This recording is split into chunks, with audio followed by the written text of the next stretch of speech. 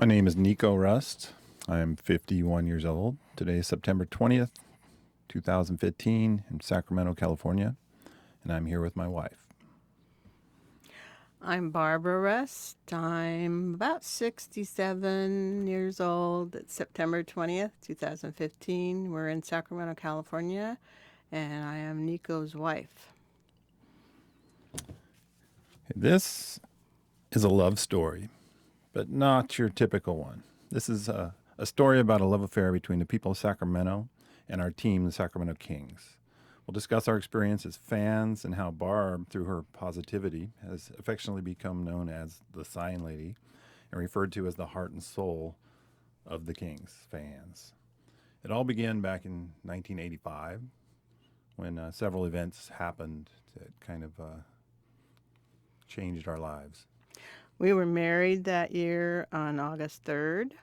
Shortly thereafter, the Sacramento Kings moved from Kansas City to Sacramento, and I started teaching in a kindergarten class, which I'll discuss more later. It was kind of a crazy time in Sacramento when the Kings moved here. It was the fans were a little frenzied. And do you remember what it was like when the first?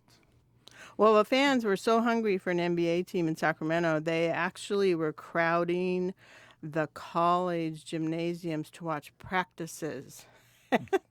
And they sold out beginning the first season for many, many, many seasons. We always had full crowds at every game. And they became known as like the most passionate fans in the league. They were always the loudest, and the fact that we had a small arena, a temporary arena, just played into that fact. So that's how it all started with Kings fans. We were in that arena for 3 years till we moved into our current arena in '88, and that's when we became season ticket holders.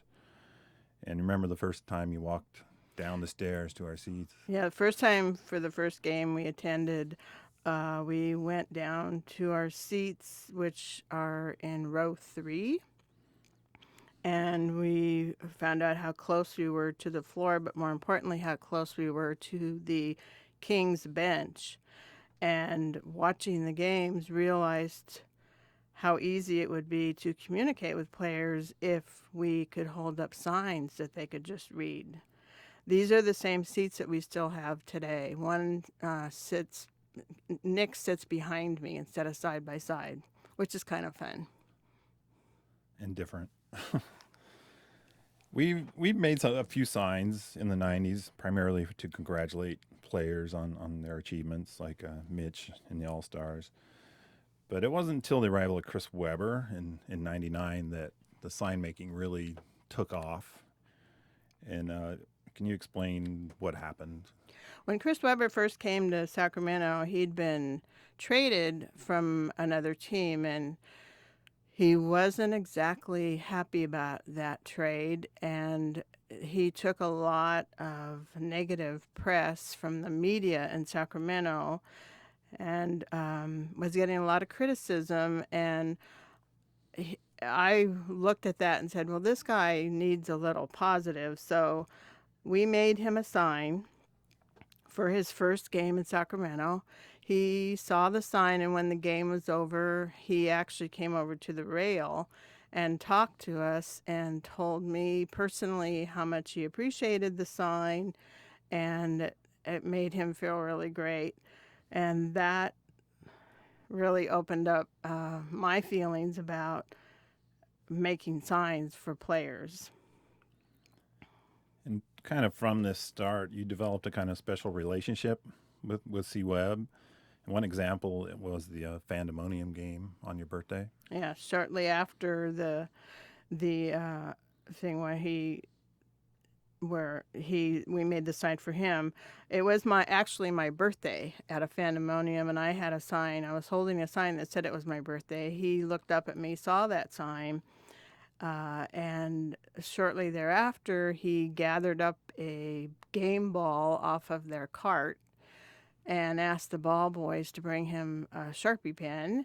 And then he wrote on this game ball, "Happy Birthday," and signed it Chris Webber, passed the ball down to Vlade Divac, who signed the back of the ball, and then the ball boys brought the game ball up to me, handed it to me, and said, "Chris wanted you to have this for your birthday," which was just really special because it was totally un unexpected, and I didn't ask for anything. He just did it.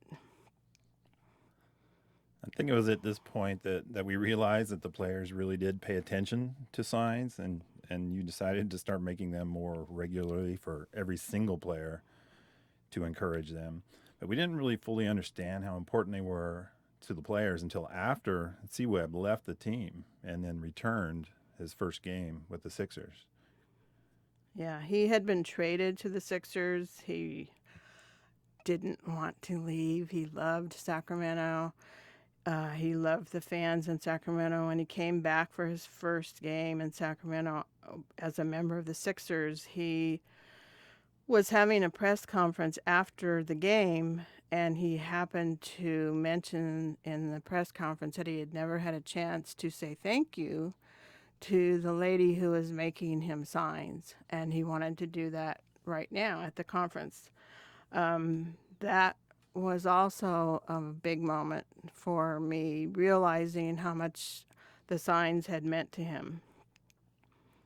And thereafter, when he opened up a restaurant at Natomas, and he called it Center Court, and he invited Niko and I to the opening of his restaurant, which was really special. We were there with a lot of VIP people, and really appreciated that. And that was kind of crazy walking down the red carpet and having all the photographers snapping pictures, and then they pulled you aside and took shots with Chris. So that was kind of a strange, surreal night. But shortly after that, we were invited down back to the restaurant to have a private conversation with C Webb, and we learned a lot more about the significance of the signs for the players. Yeah, Chris actually at that time told us that the the players, even though they rarely showed it because they're big grown men, he said they used to talk about the signs and look for them when they came out of the tunnel, and how much they appreciated them because they were always supportive and positive and encouraging them. And then we realized, we were doing the right thing, that we wanted to keep trying to promote the team and help the team by making the signs. I thought it was funny when he'd joke around about would be in the tunnel like going, "Oh, who's gonna get a sign tonight?" and then come out and like be teasing the person that you were holding the sign up during warm up. So that was kind of a fun story. It was nice to hear the behind the scenes stuff on the signs. Now, during this period, the Kings broadcast started showing you pretty regularly and referring to you on the air as Sign Lady, which was kind of new. And I know you didn't really take to that name right away. It took you a while to embrace it. And I don't think it was till you were out in the community meeting fans that you kind of decided to take that name on. So what made you be okay with the name Sign Lady? Yeah, actually, when I first heard the term sign lady, I had a very negative reaction to it. It's like, I'm not going to be a sign lady. that's that's ridiculous. And then I started being recognized. I'd go to the grocery store. I'd be in a restaurant with Niko, just out in public, sometimes even when we were traveling, and someone would just walk right up to me, a total stranger, and say, "You're the sign lady. Oh, I'm so excited. That I can meet you, and I just want to thank you." And when I realized that they were starting to associate me with supporting the team and that it was uniting fans by doing that, I started to embrace the term, and I said, okay, I'm not going to expect all these people to ever remember my real name, but it's easy for them to remember Sign Lady, so I will accept that term and embrace it. And it kind of went a little further later in like 2010, I believe it was, where Sac Magazine has the Best of Sac Awards and awarded both of us the best sports boosters. So that was kind of Yeah. a nice honor amongst all the Kings fans. Over the years, we've had some memorable interactions with the players, some of them more private than others. But can you tell us a little bit about, other than Chris Webber, some of your favorite relationships that you've built with some of the players? Yeah, Kevin Martin actually came during Chris's time, and there for several years after Chris left. And his family was so wonderful. During Kevin's first season, his entire a large group, I'd say 10 people from his family, came from Zanesville, Ohio. And after the game, they all walked over to us and were saying to us how on the airplane they were talking about, oh, we hope we get to meet the sign lady. We want to meet the sign lady. Because in Zanesville, Ohio, they were seeing signs on the broadcasts that were about their Kevin Martin. And the grandma, Kevin Martin's grandma in particular, was so adorable. She had me take out each sign we had for Kevin. I think we had about 5 or 6 at the time. And she took a photo with every single sign. She was so proud of him. And she was so excited to be with the sign lady. And that was another example of how I realized, okay, I really need to embrace this and go along with it. Another family we've gotten to know over the years is Jason Thompson's family, who are all the way from New Jersey. And they told us the same thing, that they see Jason's signs on the telecast in New Jersey. And they tracked us down the first time they came to Sacramento to watch him. And since then, they have come several times a year, and every time we always have a nice little conversation with them. So uh, it's turned out that the sign lady thing has led to having relationships not only with the players but their families. Well, I know Jason has talked to us on many occasions, and we've went to supported him at his camps and different charity events he's done. So developing those relationships is kind of special. DeMarcus Cousins is another player that you've kind of developed a relationship, kind of like similar to C Web when he first came. Yeah, DeMarcus has it's a similar situation as Chris Webber, and he is currently on the team. Of course, he's our star player right now, and when he this is going to be his 6th season coming up, and when he first came, he also was taking a lot of abuse from the media and the press, and he had a kind of a rough first year or so. And again, I decided, okay, somebody needs to be saying nice things to this guy and lifting him up and being positive, and that would be me. So we just kept making the signs for him and showing him support, and that so we have become close to him also. There's a couple other players I'd like to mention, and that's Isaiah Thomas and Francisco Garcia, who are no longer on the team, but we felt very close to them also, and we'll always have great feelings for them. After the glory years of the Kings in the early 2000s, they kind of fell upon some rough times, and I think during this time, Kings fans kind of looked to you to help them keep hope that things might be okay again in the future. Can you talk about what you would hear from fans during that time? Yeah, this was a really interesting time to be a sign lady because at this point, people were approaching me again in public places and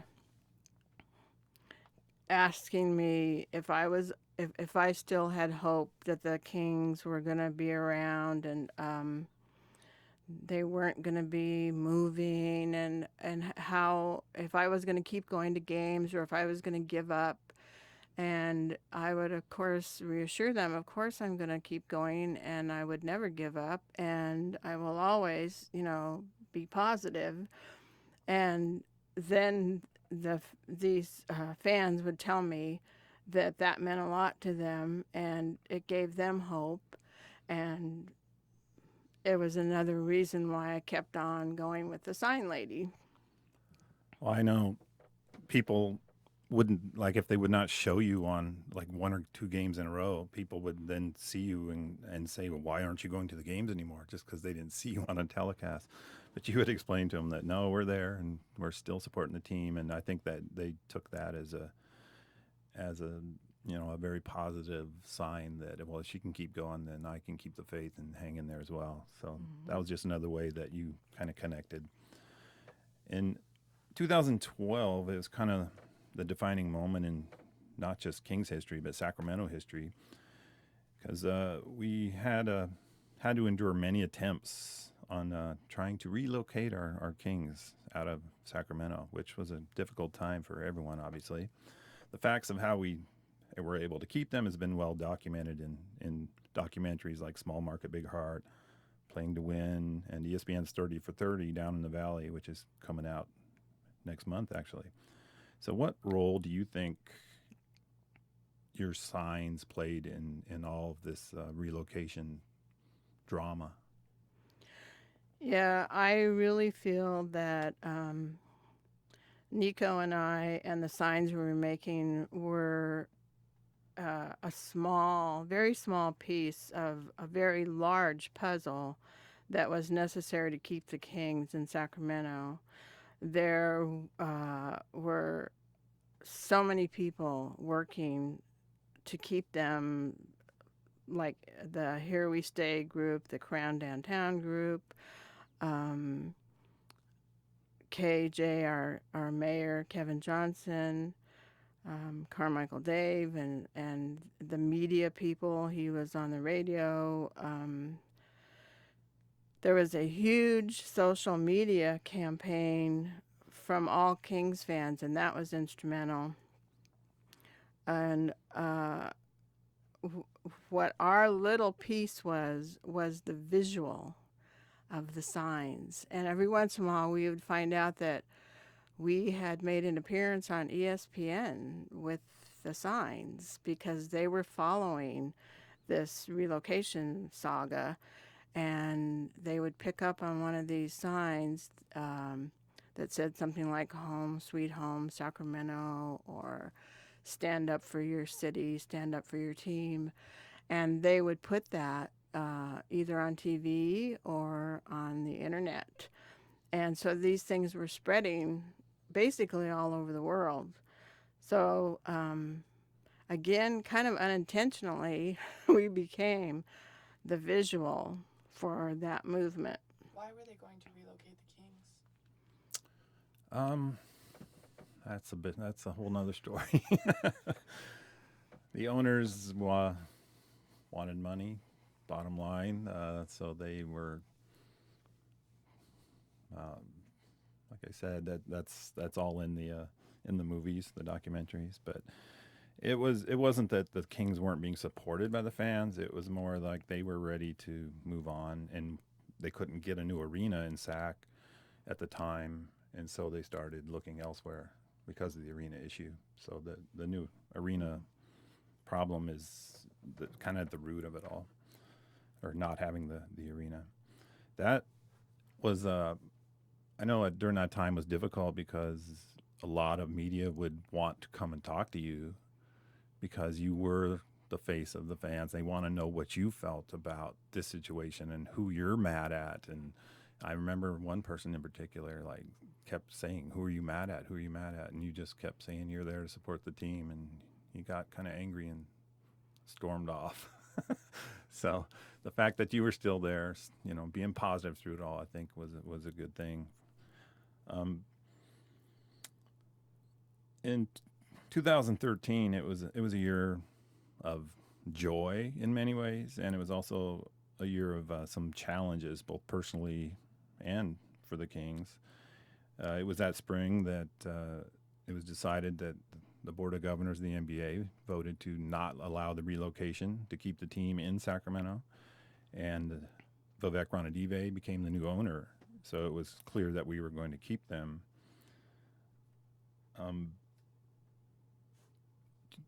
what do you feel about that whole springtime of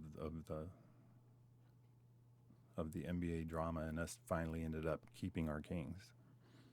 Well, once that vote came in where we realized they were not going to be allowed to move the team to Seattle, that actually was the first time in 2 years of struggle that I cried. I cried that day, and they were tears of joy. I told people that's the truth. I never cried when everybody else was crying because they thought the team was leaving.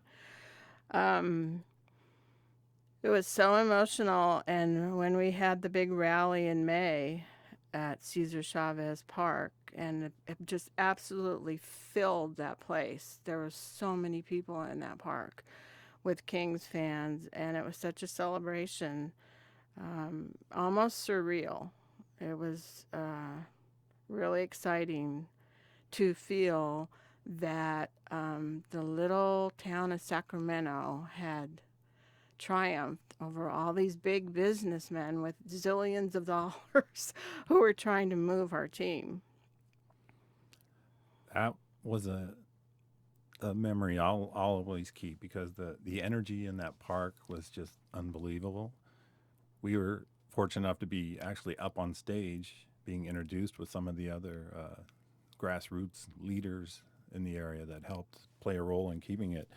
And looking out on all those people and hearing them scream and cheer was just unbelievable. It was amazing, and I'll always have that memory forever. That was so much fun. Um, Now, we're coming off that high of keeping the Kings, and when we had the summer, the new season was just about ready to begin, we had a challenge pop up in our lives because you were diagnosed with breast cancer. And this was right before the season was going to start. And we knew we were going to have to tell, the Kings fans something, because if all of a sudden you weren't at games, they were going to go, "What's the deal here? Why isn't Sign Lady in her seat?" So it was a Friday evening. I put out a tweet with a picture of a whole letter describing what's going on, and said if they would like to send you positive messages or prayers or best wishes, to put them hashtag love for Sign Lady. And that just exploded on just went crazy, was a top trending topic. And the Kings picked up on that. And next thing we know, Vivek, the owner, is tweeting out a picture of the entire team standing together with a sign saying hashtag love for Sign Lady. How did that make you feel when you saw that? That was just incredible. I was so touched by all of that, and um, that went on for quite a while. The tweets and the messages, and it was such a great example of all this positive energy coming back to us. Um, and it was very, very motivating for me to proceed with my healing process because I knew I had a long road ahead. I'd been told by the doctors, that I was due to have surgery and then chemotherapy and then radiation. And we were talking about months of treatment. But I had all these people now behind me, and we were getting messages from all over the world, not just Sacramento. It was really amazing. Um, part of what we got were some flowers from DeMarcus Cousins, one of the players that was just mentioned a few minutes ago. And the Kings very quickly organized what they called a pink in the paint night, Uh, that was one of their preseason games, which they dedicated to raising funds for breast cancer and basically honoring me. And even though I couldn't be there because I had just had surgery, Niko and our daughter Jennifer went and represented. I know that helped me greatly too, hearing from so many people showing support. In a way, it was tough for you to do that publicly because a lot of people don't have to do that out in the open. And you were obviously just you were on the news and people wanted to interview you and this and that. So the fact that so many people were in our corner really helped me out on those days where it was kind of like, where you weren't feeling as positive as you needed to be. So thank you, Kings fans, for that. That was really, really great. Now, you had to miss the preseason games because you just had surgery right before that, but you were determined to be in your seat for opening night. Why was that so important to you? Yeah, opening night was only a few weeks after my surgery, but this was like the best opening night ever because it was the opening night following us finding out that we were going to keep our team. We were going to build an arena. We were never going to lose. There was no chance the team was ever going to move like there was before. And so to me, it was the most important opening night of all opening nights. And I had to be there. And I was. That With was a lot of help from my friends. that was a very special night. Earlier in the day, we got another kind of special event because we got invited to a lunch the Kings were having. And as we walked in the door, we kind of found a little surprise. Can you explain what happened? Yeah, we were a tad bit late to this lunch because we kind of got lost. But when we finally found the place, we walked through the front door, and there stood David Stern, who is the commissioner of the NBA. And he looks at me and smiles and said, "Sign lady, we've been waiting for you." And I just was absolutely shocked. I didn't even know what to say. But it was pretty cool. And we just happened to have a sign that we made for him because we knew he was going to be at the game. But we had no idea he was going to be there at the lunch. So that was a fun surprise. About a month later, I started receiving messages from people on Twitter saying that they had nominated you for ESPN Fan Hall of Fame and that ESPN wanted our contact info or else they couldn't move forward with considering you. And kind of long story short, they ended up selecting you as a finalist, one of 10 people, and over a 10-day voting period all across the world, you were one of the top 3 to be elected into the ESPN Fan Hall of Fame. So, can you talk about what that means? Well, once again, as I did when I was, when the sign lady thing started up, I was when Niko told me people were nominating me for this Fan Hall of Fame, I said, "That's crazy. There's no way a little Sacramento is going to get somebody into the ESPN Fan Hall of Fame. This is a national thing. There are much bigger teams than ours that are going to be competing for that." And I didn't really want to do it. And then, of course, everybody sort of talked me into it. And I went, okay. And then when I got elected, I again was just shocked. It's like, wow, the power of Kings fans is just amazing. This was another social media victory where people just, kept voting and voting and voting and telling other people, and votes were coming in from all over the world. And when I became one of the ones elected, I was just shocked, but also grateful because there again was that show of love and positive energy for me. And also just it's I'm very proud that Sacramento Kings are the first and only NBA fan base in that Hall of Fame so far.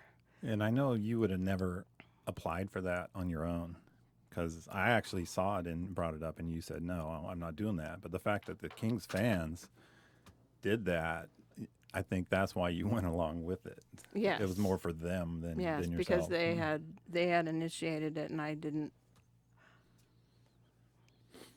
One of my favorite moments, I think, of recent history, or maybe of all our history with the Kings, was after that you've been elected. They at a game were against the Miami Heat, who the defending champs that year, and during a timeout, this video pops up on the board of the players and the owner and doing a tribute to you, congratulating you. And it was all done in signs. It wasn't talking. It was like some music and them holding these signs and turning them, which was a really clever way to honor you, which we thought, oh, this is really neat. But when it ended, all of a sudden we realized that all the fans behind you had placards that spelled out, congratulations, we're sign lady. And Slamson comes up and gives you flowers. And it was a standing ovation in the arena. The energy was amazing. It was just an emotional moment where so many people just were telling me, okay, something's in my eye. And, you know, a lot of people shed a few tears over that when they saw your reaction to that. That was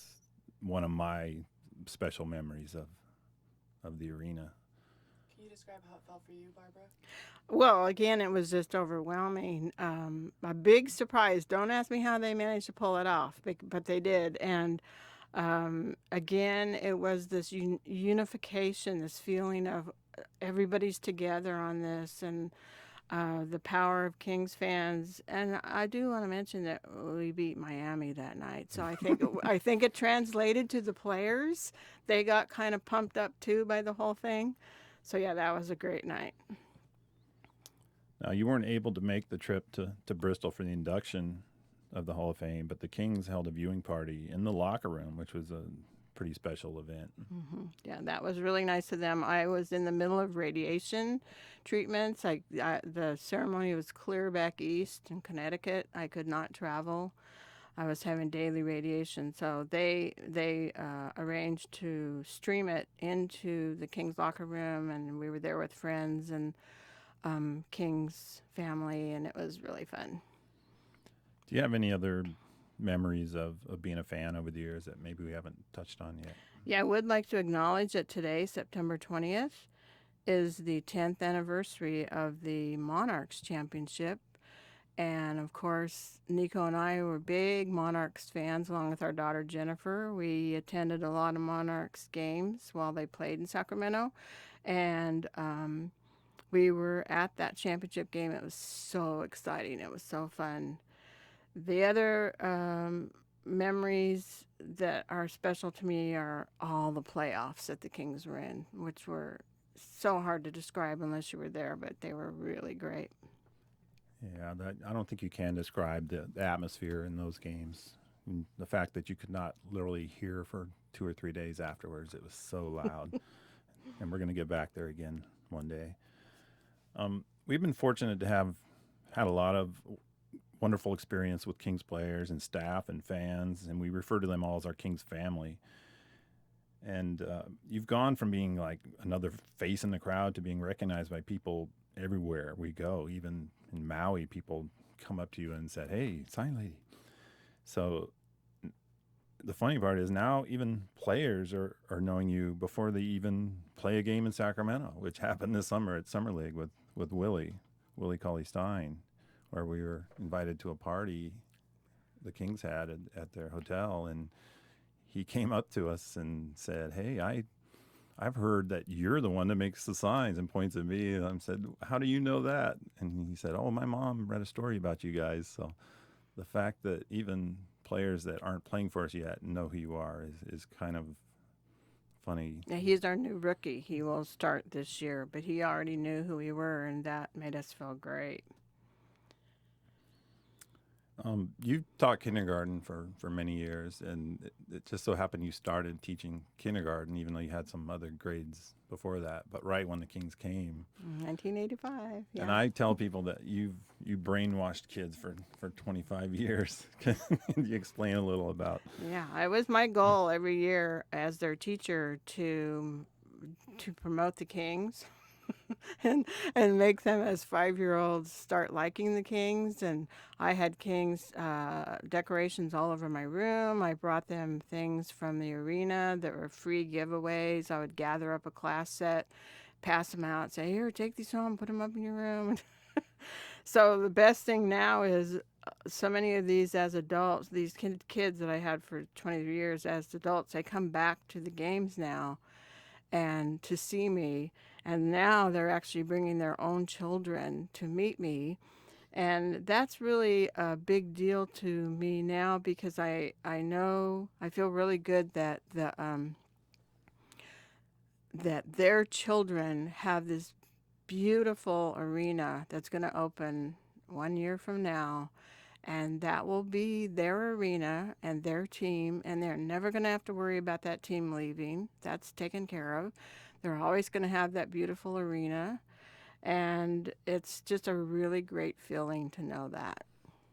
Well, I know we were positive through this whole process that we were going to keep our team, and we were one of the few that just stuck with that in our gut. We just didn't see it happening.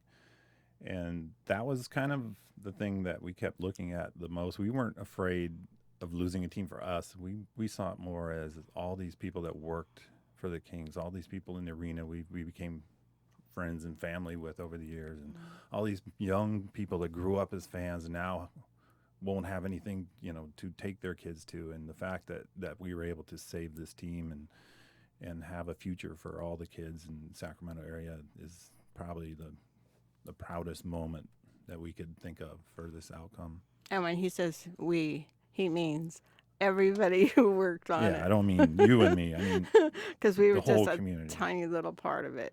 Um, and I think this is another point I'd like to make here is this story is just a great example of a philosophy that I believe in, and that is that if you put out positive energy in your life and you choose to look at people in a positive way, it will come back. It will come back to you. And in my case, it came back to me when I was diagnosed with breast cancer, and I was just surrounded with this huge amount of positive energy and love from people. And that really helped me in my healing process. There's no doubt. So, we're here on behalf of all Kings fans all around the world because we know many in different countries. And we would just like to say that we're always going to be Sacramento proud, and we're always going to be proud to be the sixth man for the Kings. And long live the Kings.